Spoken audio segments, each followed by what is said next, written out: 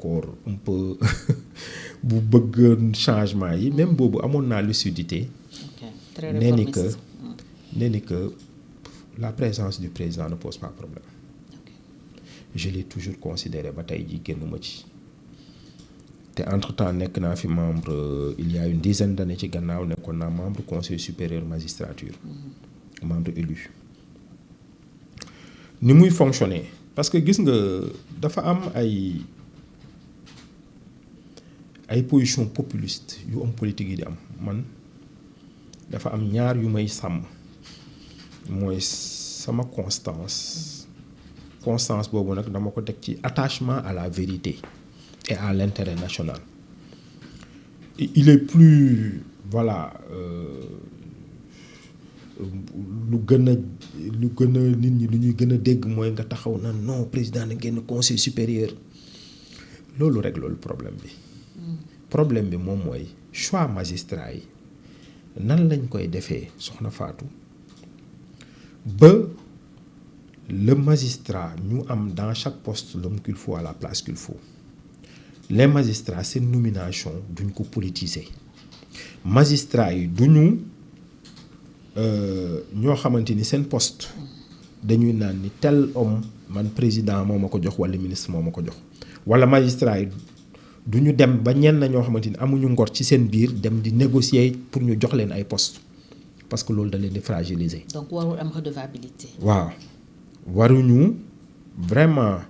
seen poste yi ñuy am dañ ko war a mériter te loolu ci ay critères objectifs lañ ko war a teg gis nga dama étudier j'ai fait un article il y a plus d'une dizaine d'années maa ngi nekkoon substitut du procureur général fii cour d'appel Dakar ma intitulé ko le conseil supérieur de la magistrature l'indispensable réforme sama dama mës a jàpp ni magistrat mën na am lu mu wax moment boobu magistrat la ma bind ko ci journaux yi mais nañu réformer conseil supérieur et dans cet article-là j'ai dit que le problème c'est pas la présence ou non du président du chef d'État déedéet et du ministre de la du loolu moom mooy problème bi moom mooy composition et fonctionnement conseil supérieur soo xoolee conseil supérieur de la magistrature ba tey nii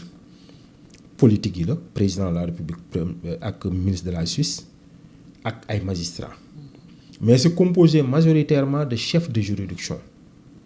ñu nekk dans des hautes juridictions ñoo xamante ni lépp lu président xalaat ñoom dañuy ànd ak moom la plupart du temps loolu moom mooy réalité bi léegi nag ñu ne mais nan la ñu war a mën a def composition bi ba ñu tijji ko et moi je dis que quand on est dans une logique d'ouverture on n'exclut pas mais président soxna fa dans un pays koo xamante ni day dem élection ne su ngeen ma joxee naa changer justice naa changer lii naa changer lii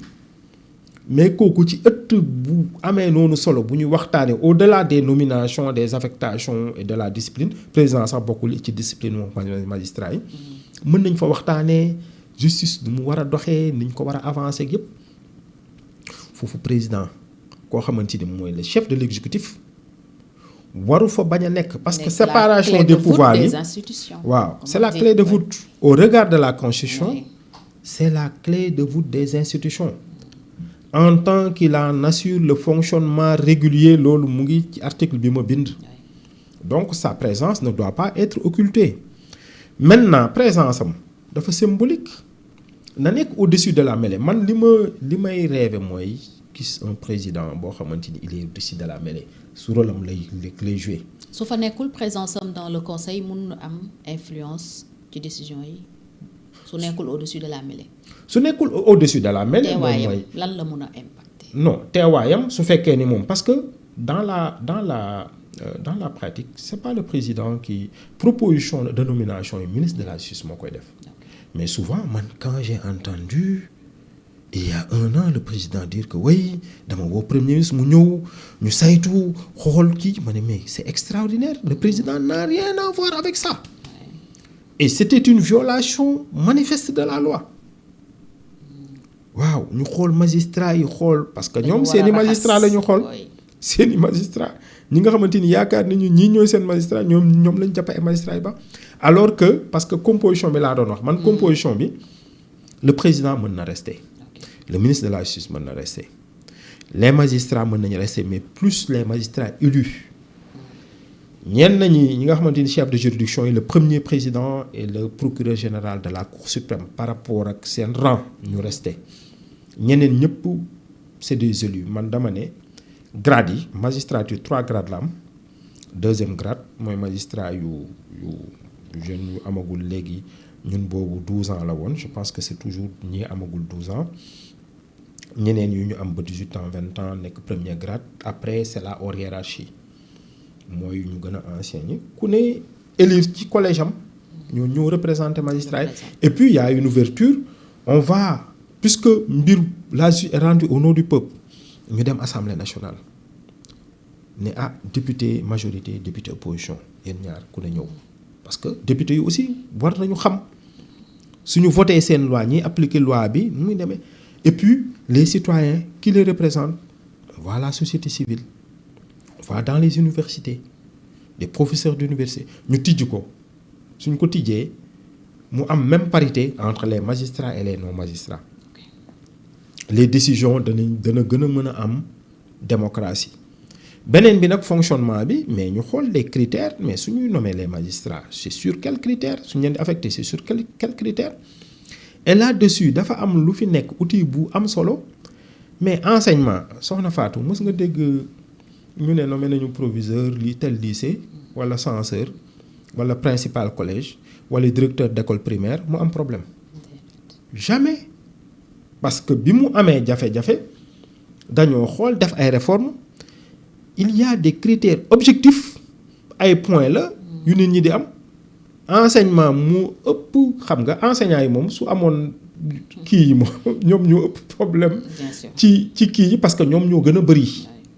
les enseignants au regard de leur nombre ils sont presque ci fonction publique bi ils constituent 60 à 70%. Mais lan la ils ont organisé amul benn problème enseignants yi seen contestation côté syndicat lisme doo mës a dégg problème affectation wala problème mu direction fenn doo ko dégg parce que réglé nañ ko outil boobu nag bi enseignants yi am muy outil buy marché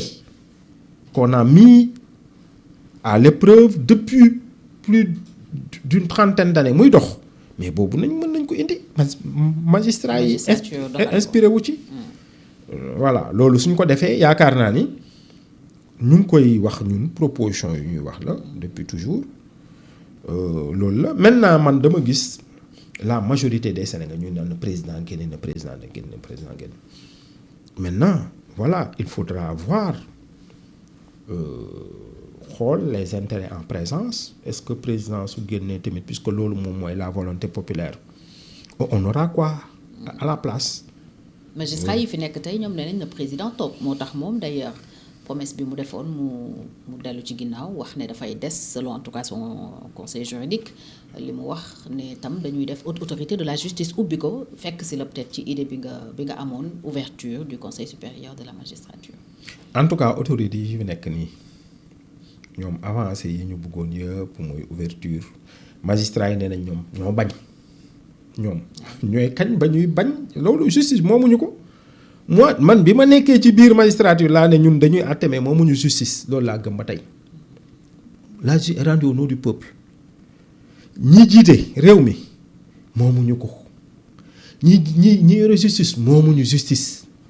ñi nekk assemblée nationale peuple bi lañ fa nekkal moomuñu ko il faut que loolu culture boobu ñu koy am ñu xamante ni nous sommes au service des populations à un moment donné nous avons un rôle à jouer dans la démocratie rôle boobu nañ ko jouer man loolu laa gëm.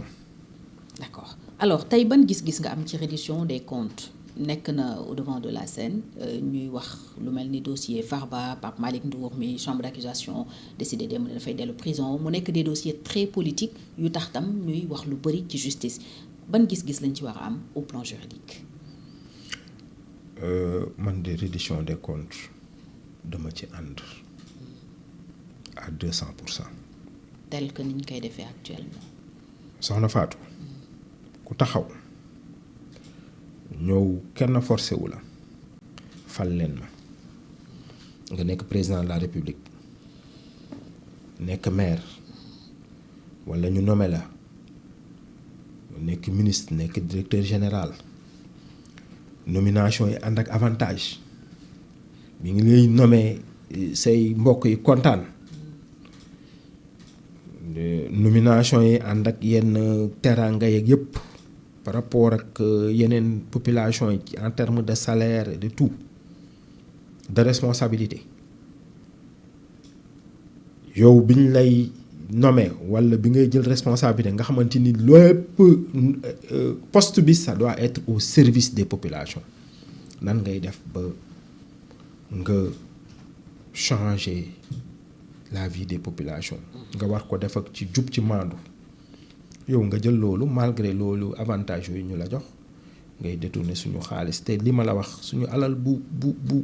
néew bu ñu yoree li ngay détourner tere à des Sénégalais d'accéder à des services sociaux de base parce que loolu lien boobu il faut que ñu def ko xaalis boo détourner rek am na li nga xañ yenn Sénégalais yi et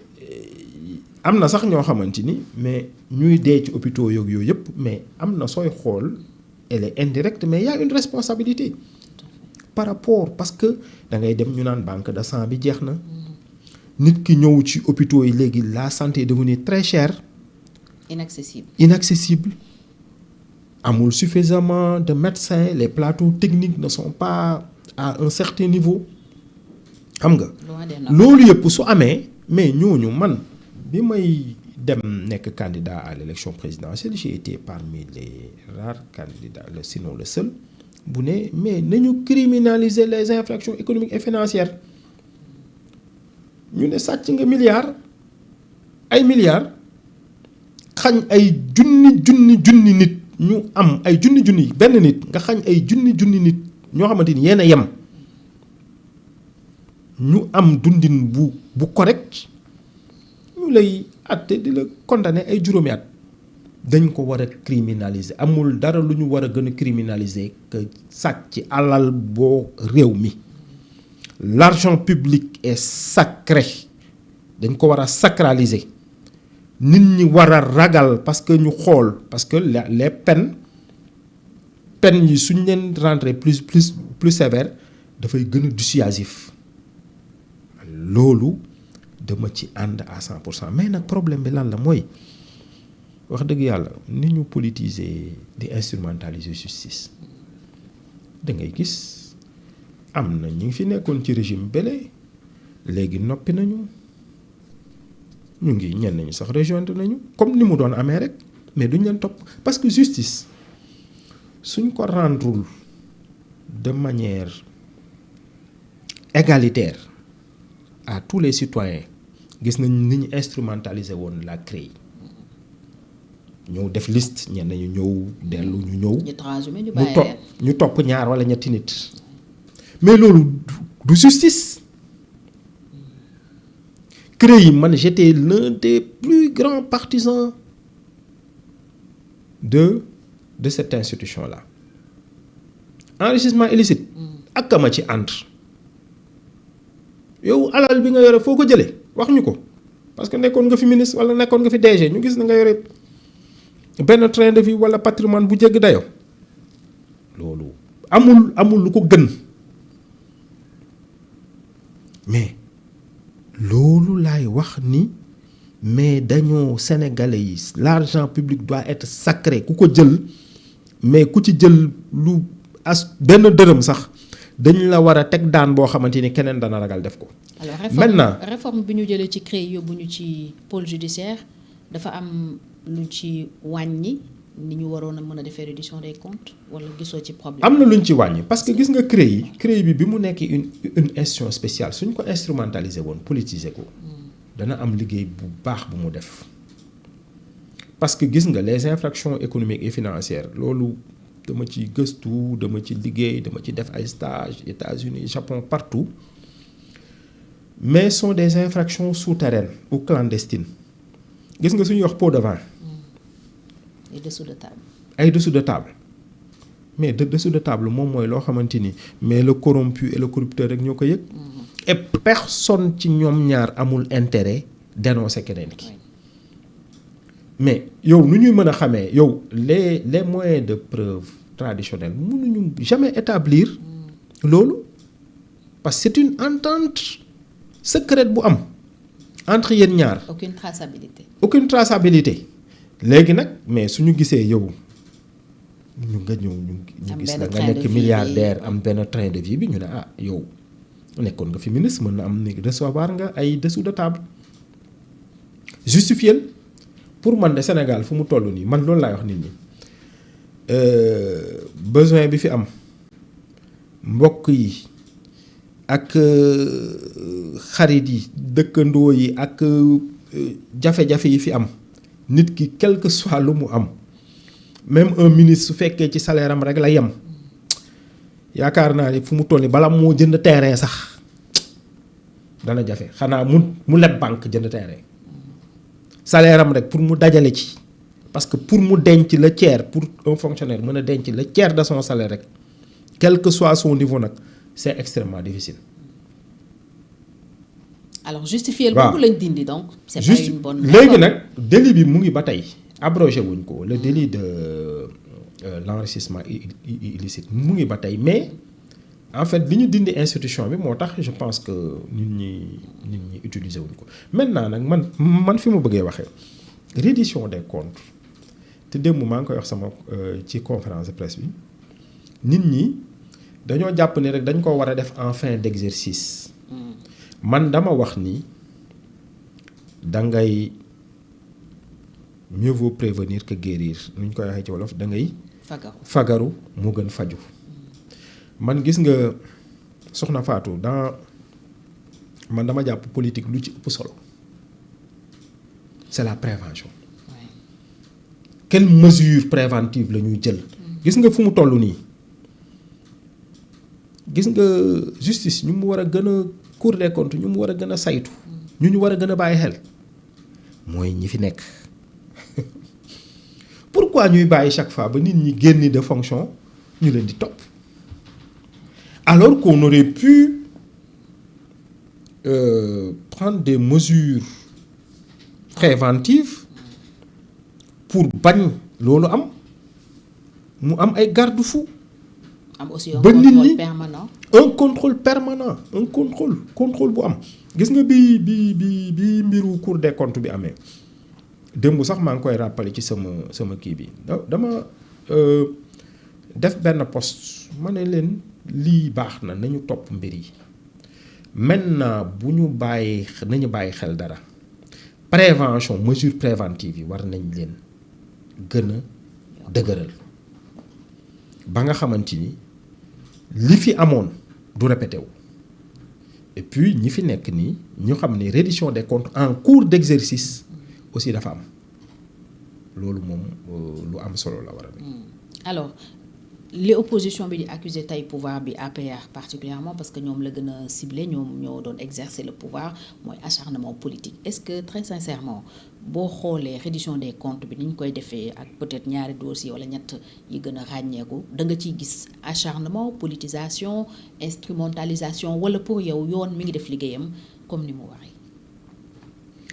gis nga mbir yi depuis début bi. Premier ministre Ousmane Sonko moo fi taxaw wax clairement que ñenn ñi du ñu fekkee yeneen élection yi ñu gis justice feelu leen ci loolu rek dafa jaxase xel yi ñu gis aussi que ñi nga xamante ni politiquement peut-être ñoom ànduñu ak ñoom ñooñu rek ci seen bopp ñooñu rek la ñuy topp justice daal pour que ñu delluwaat. ci fondamentaux yi il faut que mu am un changement des deux côtés le président de la république nag gis nga soxna Fatou dafa war a am rôle bu mu ci jouer c'est la clé de voûte des institutions gis nga moment d'incertitude yi